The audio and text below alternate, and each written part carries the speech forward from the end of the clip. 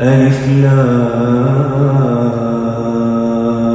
را تلك آيات الكتاب الحكيم أكان للناس عجبا أن أوحينا إلى رجل منهم أن أنذر الناس وبشر الذين آمنوا أن لهم قدم صدق عند ربهم قال الكافرون إن هذا لساحر مبين إن ربكم الله الذي خلق السماوات والأرض في ستة أيام ثم استوى على العرش يدبر الأمر ما من شفيع إلا من بعد إذنه ذلكم الله ربكم فاعبدوه أفلا تذكرون إليه مرجعكم جميعا وعد الله حقا إنه يبدأ الخلق ثم يعيده ليجزي الذين آمنوا وعملوا الصالحات بالقسط والذين كفروا لهم شراب من حميم وعذاب أليم بما كانوا يكفرون هو الذي جعل الشمس ضياء والقمر نورا وقدره منازل لتعلموا عدد السنين والحساب ما خلق الله ذلك إلا بالحق يفصل الآيات لقوم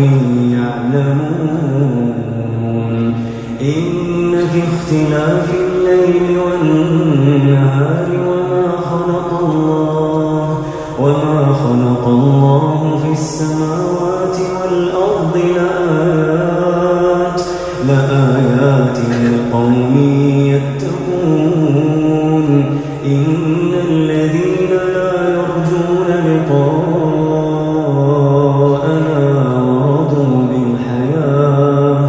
ورضوا بالحياة الدنيا وطمأنوا بها والذين هم عن آياتنا غافلون أولئك مأواهم النار بما كانوا يكسبون إن الذين آمنوا وعملوا الصالحات يهديهم ربهم بإيمانهم تجري من تحتهم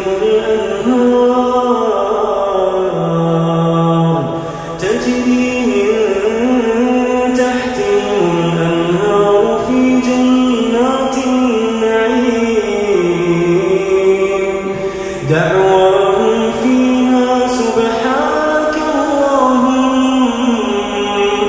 وتحيتهم فيها سلام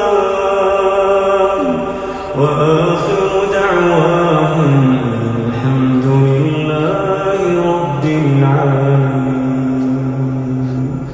ولو يعجل الله للناس الشر استعجالهم بالخير لقضي إليهم أجلهم فنذر الذين لا يرجون لقاءنا في طغيانهم يعمهون وإذا مس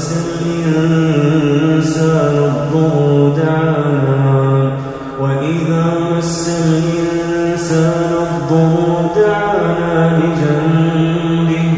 دعانا لجنبه أو قاعدا أو قائما فلما كشفنا كشفنا عنه ضره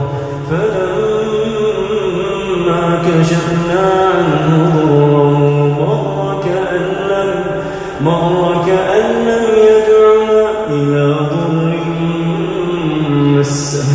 كذلك زين للمسرفين ما كانوا يعملون